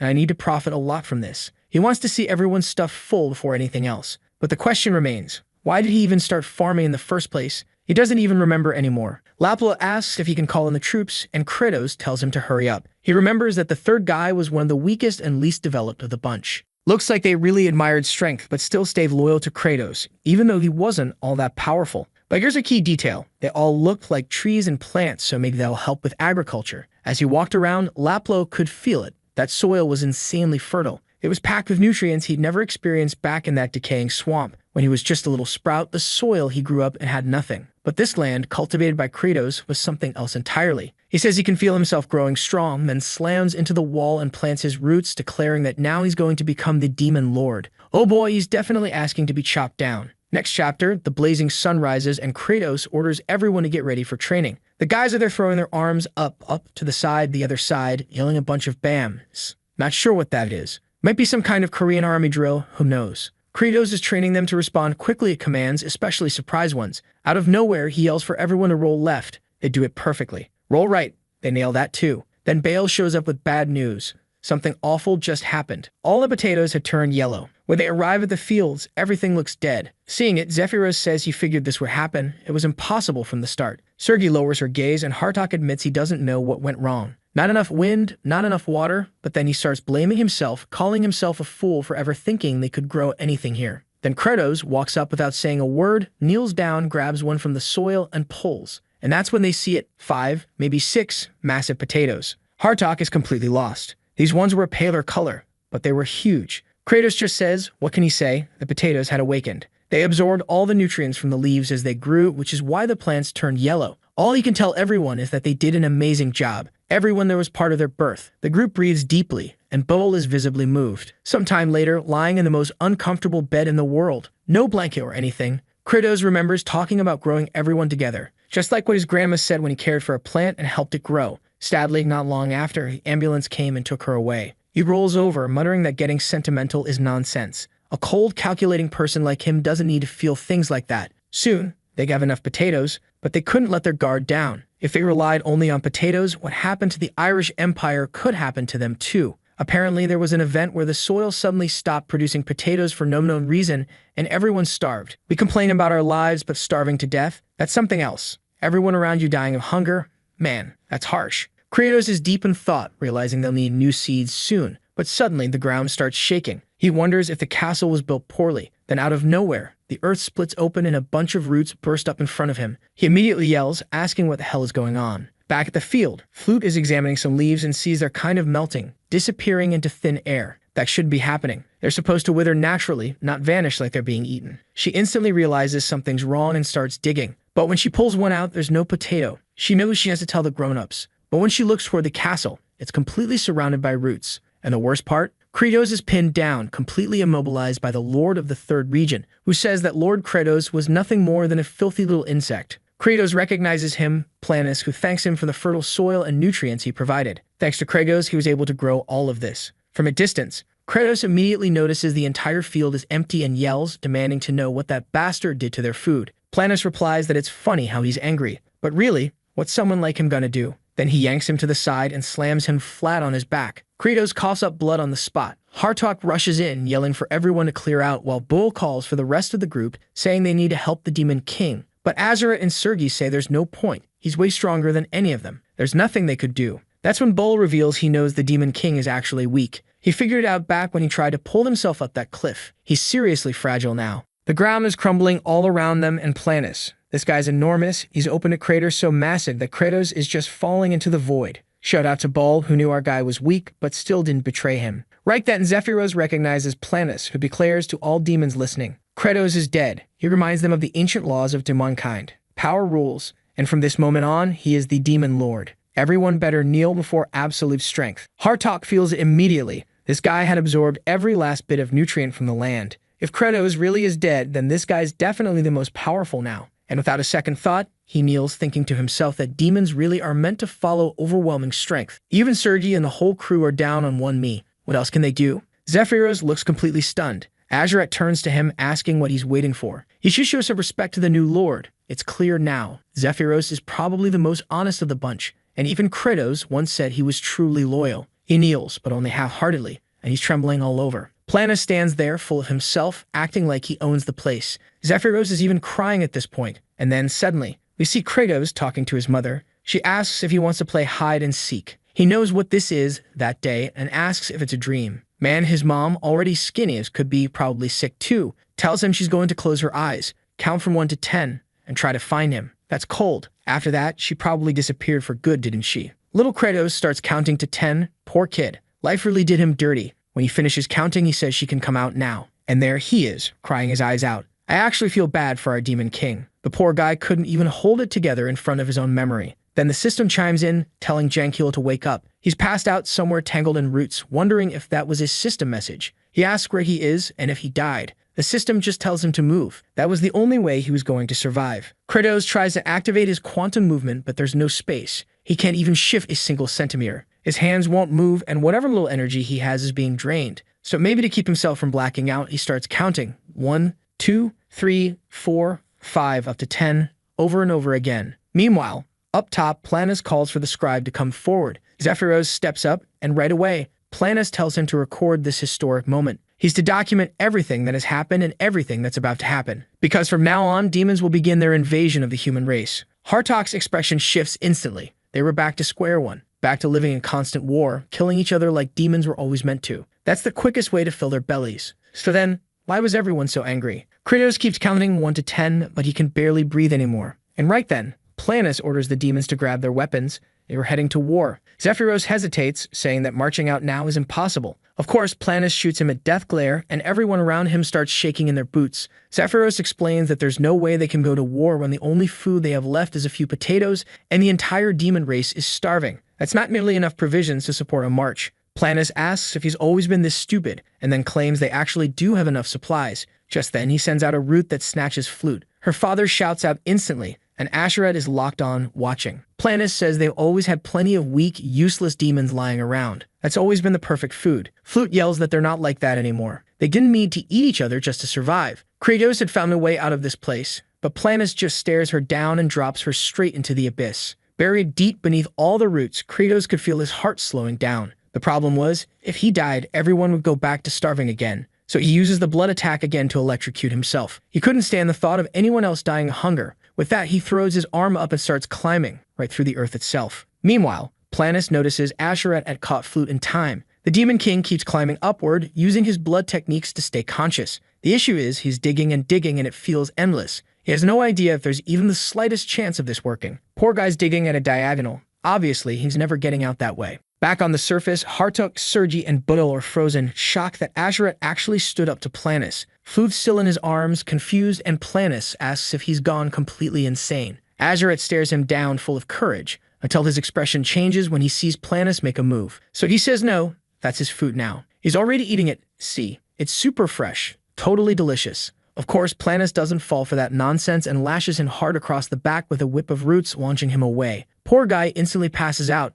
He's the weakest of all, just woke up, for crying out loud. Zephyros glances over, and that's when Planus says that this is the last time he's repeating himself. Everyone better get ready for war. But Zephyros, somehow, finds his courage and says there's no valid reason for this. The attack comes flying toward him, but Bull's massive axe intercepts it. Planus turns to see Bull hugging Zephyros awkwardly, saying the Demon King had already given him the role of counting the potatoes they harvested. Planus demands to know if these fools are trying to start a rebellion. From the back, Hartot calmly says that something like that would be impossible. It's just that, instead of launching an invasion, Krigo's agriculture initiative had been far more efficient, and a much more logical command to follow. Then Serbi steps up and says she has a question. The previous Demon Lord had shown them a path where no one had to die. So why should they go to war? Planus is losing it now, flinging roots everywhere, shouting that he is the authority. He is authority itself. But they push back, saying that authority has to be justified. And now all the farming demons are shouting, claiming the true Demon Lord is Kratos. He's going to have to pay for the potatoes and everything he stole. Planus unleashes a storm of root attacks,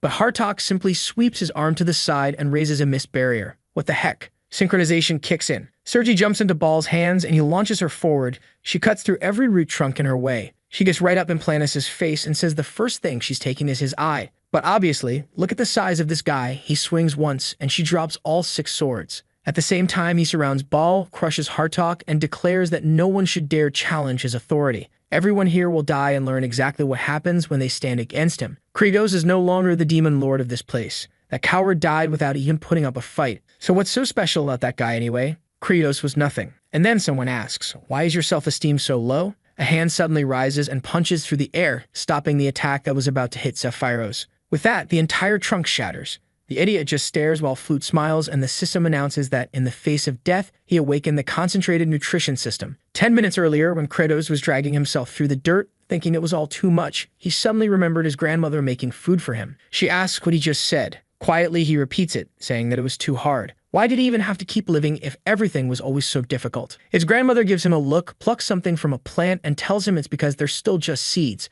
All living beings are like seeds. They have to keep digging until they reach the surface and can finally bloom. When the first one breaks through, it encourages the others. And more sprouts start to emerge from that same spot, until eventually, everything turns green. But he yells at her not to say something so stupid. Then why did his father die from working himself to death? Why did his mother abandon him? And why was he the rotten seed? None of it made sense. If he was going to live, then he'd just be selfish and only think about himself, just like his mother did. He was fine with living alone. Of course, everything changed when she was taken away in the ambulance, still saying they were just seeds. Kratos keeps activating his blood attacks, and the system says he's endured the pain of death and rebirth. His spirit survived the limit, and for that, he unlocked the mana seed system. It was something he'd never even seen in the game. As a reward for 3 resurrections, his mana seed would start at level 3. This seed multiplied all of his attributes by a certain value. At this moment, that multiplier was 3 times. Seeing that, Kratos figured maybe it was enough to get out of there. On top of that, there was something about concentrating all stats into one single attribute that could be used once per day for 10 minutes. He opens his eyes, every stat now at 30%. He activates the human seed and everything jumps to 39%. Then he triggers the concentrated nutrition system, and all of it gets funneled into physical strength, boosted up to 155. Right then, he starts lifting the earth around him, the ground shaking like mad. Roots burst from the soil as his hand emerges. And now face to face with Planus, who asks if he really survived that place. Kratos answers that it should be obvious. He's standing right in front of him. All the demons see that Kratos is alive and start cheering, shouting that a bountiful harvest is on the way. Even Stake runs up and clings to him in a hug. Hartok celebrates, but both he and Sergi know that Guy is still way too strong. Bull can feel it too. With the kind of power he just sensed from Kratos, there's no way he can beat Planus. Planus, however, says it's perfect that Kratos showed up. Now he can be killed in front of all his subordinates. But Kratos calmly says no, he won't be killing anyone. No matter how massive he is, he still follows game logic. All he has to remember is that Planus is just a much bigger version of the same attacks. It's not all that different from the demons he trained using preset patterns. He tells everyone to get up. It's time for a training session. And just like that, they're all up on their feet. He calls out for a quick hop to the left. They dodge the attack. Jump right. They dodge again. Time to duck. They avoid another strike. Planus starts throwing out a whole combo, but they're rolling, weaving, sidestepping, dodging everything. He's baffled. None of his gigantic attacks are landing. Kratos knows that after those attacks, there's always a delay. He's not going to tire Planus out, so he'll need to switch up his approach. He does a little spin and makes a face, clearly to provoke him. And sure enough, Planus loses it, launching roots in every direction. That's exactly what Kratos wanted, to push him into a berserker pattern. Normally in the game, you just beat the boss down, but in the real world, all it takes is some taunting. And right then, he gives Stake the order to move in and unleash a barrage of ice, blocking part of Planus' vision. Kratos knows that with a body that massive, brute force alone wouldn't cut it. But he also remembers, at the end of the day, Planus is still a plant, which means when he gets frozen, his tissue starts to expand and tear apart. The first roots snap and Planus is completely thrown off. At that moment, being frozen was the worst possible thing for him,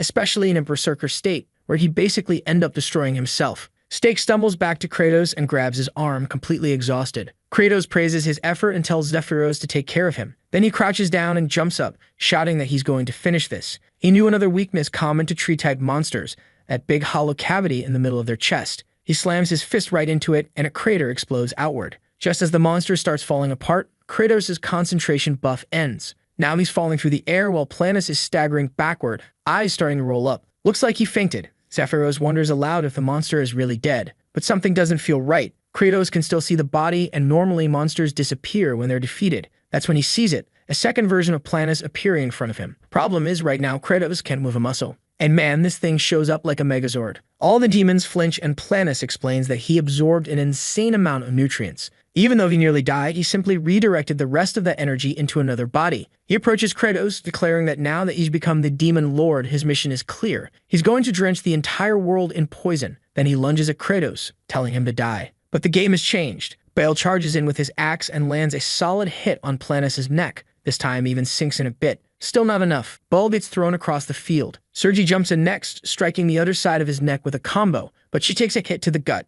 Meanwhile, Kratos is repeating that line of his. The other seeds are watching. Hartok joins the fray, landing a strike to the back of Planus' head. Planus slams him into the ground, roaring for these bastards to stop it already. But he forgot about one more. Azeroth appears behind him and says, "This one's for a bountiful harvest." He delivers a precise blow. Planus' head goes flying. As Kratos hovers on the brink of passing out, he watches the monster's body disintegrate along with a massive frozen version. Both vanish into nothing, dissolving into glowing green orbs. And foul-mouthed as ever, Kratos mutters that the bastard deserved every bit of it. Everyone stands still, watching those green specks fall. Hartok hears Zephyros getting ready to document everything, the betrayal and the victory of the Demon King's army. Right then, Hartok raises his arms and calls out Kratos' name, and everyone erupts in celebration. Sergi too, raising all three of her arms along with everyone else. But suddenly, Kratos tells everyone to stop. They freeze. He glances to one side, then the other, and realizes every single field has been destroyed. Their entire harvest would have to start over. And that meant they'd be hungry again for a while. How was he going to convince everyone to stick with agriculture after all this? He didn't have it in him to push them down such a cruel path, forcing everyone to go hungry again. Everyone's just staring at him now. What Kratos didn't see, though, was that those little green orbs were falling to the ground, touching the leaves, which immediately began to rejuvenate. Next chapter opens in a cell with someone saying he heard from the demons that apparently the demon lord had changed a whole lot. Looks like we're getting some backstory on Zephyros, who was born with a choker around his neck and glasses on his face. The guys in the cell are chatting about how it doesn't matter whether the demon king changed or not, At the end of the day, they're all still going to be livestock under his rule. Right then, an orc walks in, gives everyone a cold look, and opens the door. Instantly, everyone bolts out in a panic. The creature, however, looks confused because the boy is just standing there doing nothing. Then it grabs him by the chest and lifts him up into the air. The kid doesn't react. The beast raises its massive axe, ready to strike his leg, but suddenly, Kratos appears and grabs his head. He doesn't just knock him away, he sends the whole head flying. Then he steps forward and asks the boy why he didn't show fear or beg for his life. Zephyros replies that it wasn't fear, it was relief. No matter what he did, they were just livestock to the Demon King. In the end, they were always going to die. Dying now would just save him from more suffering later. Kratos smiles and tells him that it's okay. He's different from the others. From now on, he was to follow him because he would be the one recording the Demon King's deeds. Someone like him would be wasted as food. Even though, for now, they still had to rely on consuming their own kind. One day, he would put an end to that. He would bring an end to the tragedy of demons needing to eat each other to survive. But now I'm confused because our boy only recently took over this body. The former Demon King wasn't that bad either. So what really happened? Zephyros is just staring at him, half unconscious. Then his expression shifts. He turns away, starts walking, and grabs a shovel. Everyone watches as he begins to dig. Seeing this, Hartok asks what the farmers were doing. And in that instant, everyone lights up and rushes off with tools in hand. Kratos just watches, stunned. Everyone's already planting again, happily singing while they work. Seeing that, Kratos finds his courage, stands up, and starts giving orders. He tells them to find any place where a live potato might still be. Teams 2 and 3 are to start sharpening their hoes. Sergi and Zephyros are to cut what's left of the seed plants. Hartok will lead Team 1 and Asherat is to fetch the tools. Then he yells out that all of this is for a bountiful harvest. Baal already has a rope in his mouth, leading the guys with hoes as they charge across the fields. Kratos reflects that for a moment he forgot that agriculture was always like this. Natural disasters, pests, weather shifts, changes. The only thing you can do is dig the soil and plant again. In the end, life itself is a war. That's when Flute spots a healthy little sprout off to the side. She runs over to grab it,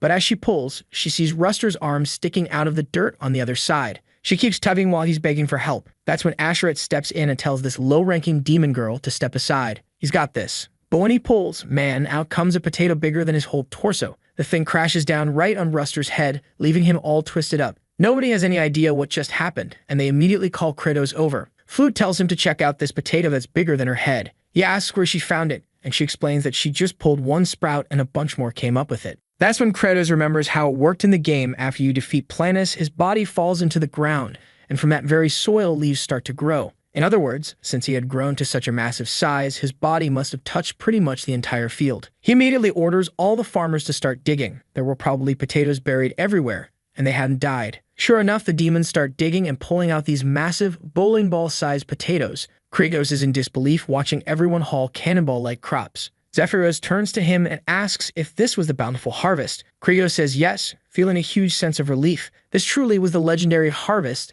that would allow everyone to eat. Next chapter, a land in ruins. It's time to check in on how things are going in the rest of the world. In the first region, Saruthel tried to lead a rebellion and was utterly destroyed. The heart of the ice spirit was shut down, all of his minions vanished, and the area is now uninhabitable. In the second territory, after Planus died, all of his subordinates were left aimless, not knowing what to do with their lives. In the third territory, their leader Ruster is currently being used as an antenna. Maybe all of that guy's subordinates should be punished for treason. The fourth territory belongs to a half-human, half-snake named Tartu, and in the game, he was a pretty realistic character. Kratos knows that the people from the second and fourth territories can be mobilized pretty easily. The problem is, he can't summon everyone all at once. If he tries to grow too powerful too fast, it'll just end up with too many mouths to feed. So little by little, he's going to recruit and get everything ready for the next harvest. That's when Zephyros shows up and says they're about to begin preparations for the next large-scale harvest. Kratos says it's good to know, but warns them to be careful with the food tickets. Then, a little black creature walks in saying that the orders have already been sent to each of the territories. Kratos asks if there's been any response. The little guy says no, it looks like the fourth territory hasn't responded at all. Kratos asks why. The creature stammers, saying the people there didn't say much. Didn't say much? Why not? Right then, Kratos grabs him by the wings and yells at the damn demon to use his brain and get some real information. The creature explains that it's because there are barely any servants left in the fourth territory. The place is practically deserted. Kratos realizes this fool didn't even ask why it was deserted in the first place. Dealing with a useless assistant like this is impossible. That's when Zephyros says that even though the behavior has improved a bit, Lord Kratos is still the ugliest of all demons. Then he adds that he'll go talk to the people himself and find out what's going on and where the fourth territory's master went. The little creature mentions that from what he heard, it seems like the guy went into human lands. Apparently, he's trying to gather some human bodies to use as fertilizer. Hearing that, Kratos freezes. According to the game, the moment the demons begin their invasion, a cursed paladin shows up to wipe everyone out. The key to avoiding that was not starting a conflict, because if that paladin comes, especially considering it's old man Kimchi, it's game over for everyone. Kratos immediately takes off running, saying he has to stop the fourth master right now. Zephyros asks about backup, but Kratos says no, he'll go alone, it'll be faster that way. And just like that, he activates the human seed with concentrated nutrition, boosts his dexterity, and takes off like lightning. Near the abandoned demon lands, there's a tower called the Paladin's Tomb, also known as the Tower of Life. According to the story, old man Kimchi was supposed to meet Javier and Weird Lloyd there and eventually find the isolated village. And just a little further down the road is the border between demon and human territory, Fort Magrat. From the top of the wall, a soldier of the spyglass says Javier is approaching with that awful servant of his, but there's something strange with them, something they'd never seen before. At the gate, a soldier named Wolkos asks where the rest of the troops are. Javier explains that, unfortunately, they ran into a monster horde and none of them made it out alive. They didn't even get close to demon territory. Wolkos lowers his head and says that exploring demon lands really is a tough special mission. Everyone who died was a great warrior. But for now, he tells them to go rest and recover. Javier and Lloyd walk past, but Wolkos blocks old man Kimchi, saying he can't go through. The two turn around and Kimchi gives him a look so intense that Wolkos instantly starts trembling. Javier, the knockoff Walmart version, pleads with him to let Kimchi pass. After all, this guy saved their lives. He's no threat. Then Lloyd steps in, hands in his pockets, and says that obviously this isn't going to be free, only to get slapped straight across the face and knocked to the ground. Wolkos tears into him, saying there's nothing worse than being born as his son. He brings nothing but an ugly face and a rotten heart. Poor guy's just lying there, wrecked. Was all that really necessary? Then Wolkos orders old man Kimchi to strip, warning that if he finds anything suspicious, he'll be executed on the spot. Obviously, Javier is totally caught off guard. There's no doubt that outfit was the most suspicious thing he could have been wearing. Old man Kimchi shoots a glance at Lloyd, but suddenly, everyone feels something off. Trumpets blare and someone announces that something is approaching. Off in the distance, you can see the demon army heading their way. Wolkos bolts off, shouting for the battalion to prepare. The moment Kimchi sees that army, he feels something take over him, like a command deep inside telling him to kill. Meanwhile, Kratos is speeding toward the battlefield, begging them not to attack. If this fight starts, all the demons will be wiped out. But the troops are already moving forward, ramming their siege pillars into the gate.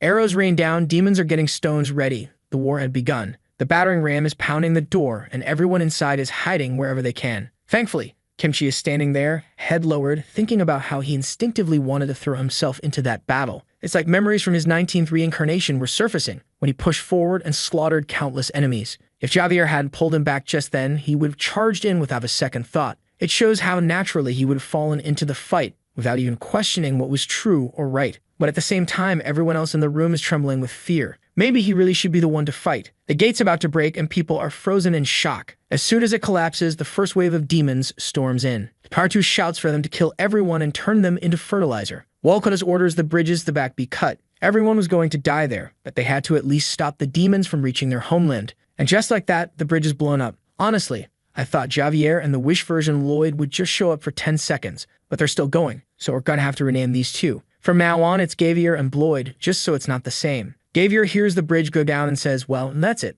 Lloyd adds that it basically means they're screwed. This is where they die, and he hasn't even gotten married yet. Javier tells him not to worry. He wasn't getting married even if they did survive. Lloyd says in the next life he's going to be born and noble and make Javier work his tail off. At least one of his wishes would come true. But just then, everyone clutches their heads as the first cobra-like demon breaks through the wall. It stretches its long arm, grabs a little girl who screams out for her mom. Javier wants to jump into action, while Kimchi just watches, and in one instant, the creature is vaporized. Javier lands with the girl in his arms, and obviously, it was Kimchi. Now it looks like he's finally joining the fight. He leaps straight at Tartu, landing face to face. Tartu's stunned to see this weirdo showing up like that, with his little heart-shaped wand. He's more confused by Kimchi's outfit than anything, like, what is this strange feeling he's getting? Kimchi calmly tells him to kneel down. He's not in the mood to fight. Tartu scoffs and tells him to cut the nonsense. Wearing that outfit and still try and give orders, he asks what Kimchi plans to do if he refuses. Kimchi simply replies, then your entire tribe will be wiped out. Tartu doesn't even hesitate. He ignores him completely and charges in with the first attack. As this is happening,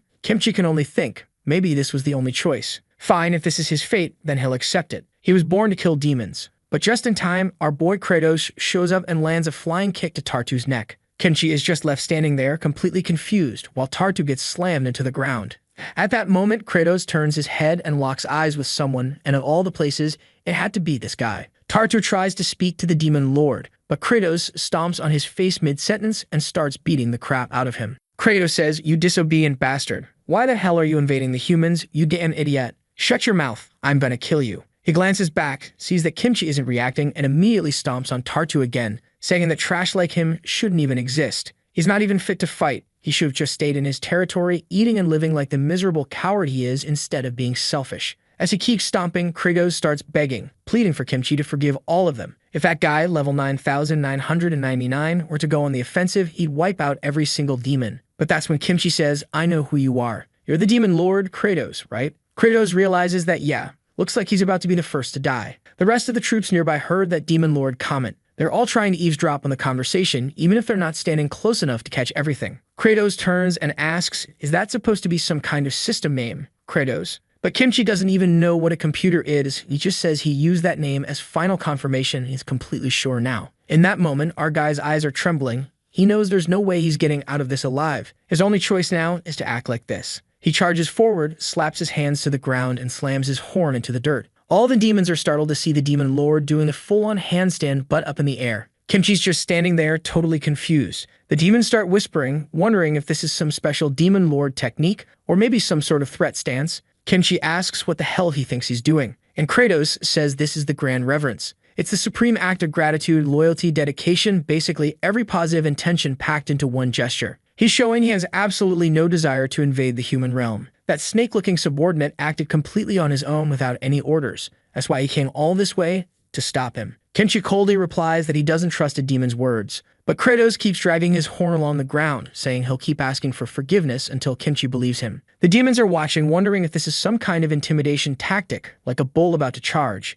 And Kratos is thinking, this is absolutely humiliating. But if he doesn't do this, all the demons will die. And as their leader, he has to protect them. A memory flashes in his mind. He sees his father kneeling while someone, probably a customer, yells at him. The boss says it's pathetic. He drops to his knees just because someone told him to. His father just keeps apologizing, saying it won't happen again. Back then, young Jankiel didn't understand why his dad acted like that. But now he gets it. Sometimes, for the sake of others, you have to accept humiliation. He keeps slamming his horn into the ground. Meanwhile, Kimchi is thinking, it's useless, Kratos. I exist to destroy you. I'm going to kill you now and put all demons to rest. He raises his scepter, but even then, Kratos keeps knocking his head to the floor. That's when Kimchi notices something. This guy, he slams his head into the ground 10 times, rests a moment, then does it again. There's a weird rhythm to it, something oddly familiar. He remembers that in a past life, before stepping into traps, he'd count to 10 and jump. Before any move that needed a precise timing, he'd always count to 10 and then act. Kratos is still down there, begging for forgiveness, overflowing with regret. Kimchi can tell,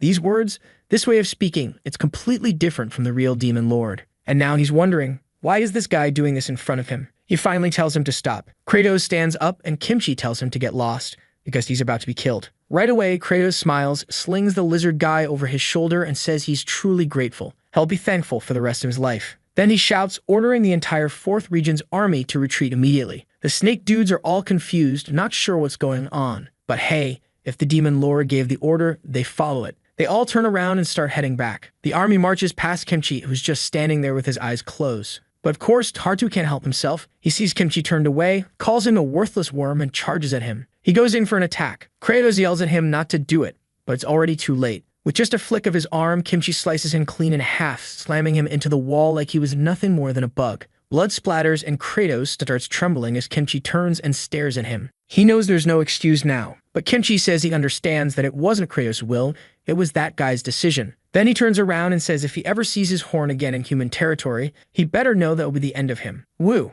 that was close. There was no way he'd have survived against a level 9999. Next chapter opens with Gavier and Bloig asking what happened to Lord Kimchi. He simply replies, there was a fight. That's when Wolkos shows up and asks if he's really the legendary old man Kimchi. He says everyone's completely shocked at how Kimchi wiped out those demons with a single move, made the whole crowd bow, and that's why they're all here, to apologize. Gavier hears that and says he knew Kimchi was strong, but not that strong. Wolkos then commands everyone to shout out and thank him. Watching all this, Kimchi thinks that finally on his 20th life he's broken free of this death cycle. For the first time, he chose mercy, even if technically he did kill 2 of them. He starts removing the outfit and everyone around him is clearly confused about what they're looking at. Meanwhile, back in the 4th region, Kratos is sprinting through the chaos, humans charging behind him. They had finally arrived. Getting this whole group here was a nightmare. He tells everyone to get inside the castle and stay put. If anyone invades human territory again, they're all dead. The demons try to explain it was an order, but he cuts them off. He doesn't care. No excuses. They're to stay put and keep still. The only issue now is that Kratos has no shortcut back. No teleport, nothing. He's stuck walking. And the place is massive. He spots one of the abandoned wells and says that if it worked, that'd be a miracle.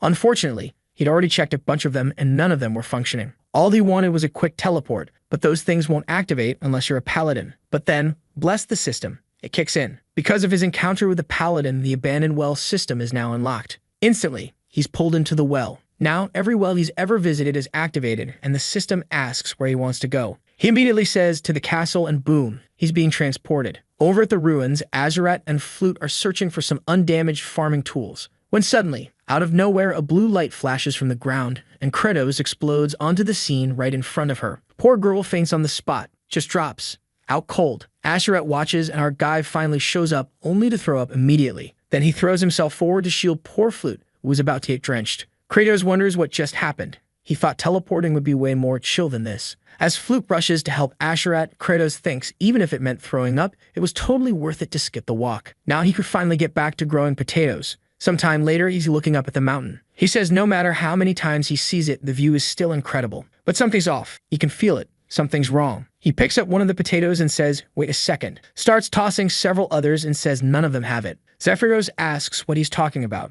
Kratos explains that none of the potatoes have sprouts. In other words, they're edible, but sterile, like old men who can't have kids. Back in his temporary castle, he says that no matter how huge these potatoes are, nothing new will grow from them. Hartok says it was probably some kind of unnatural change in the process that made the potatoes grow so big. Baal says they won't even be able to eat them. But Sergi cuts in to clarify. They can eat them, just not plant them. Kratos then says that either way, they couldn't rely on potatoes forever. They're extremely vulnerable to disease, and once one gets infected, the whole crop goes to waste. So regardless, they were going to have to start planting something else. Azurat asks what could even grow in a place like this if not potatoes. Kratos answers nothing, but then adds that he knows a place filled with all kinds of seeds and the perfect conditions to grow countless things. Obviously, he's talking about human lands. Baal instantly gets hyped, shouting that invasion and looting were about to start all over again. But Sergi tells him to shut up. She knows full well that nobody hates war more than the Demon King himself. Kratos tells Zephyros to take charge of the construction efforts. Hartok would help out and oversee the farms. Meanwhile, he, Sergi, Baal, and Azurat would go to human territory. They'd sell potatoes and use the money to buy seeds. All he had to make sure of was that he didn't run into the like on this video that helps Mamoru make more juicy content for his viewers, activate the cheeky little bell, and I'm out.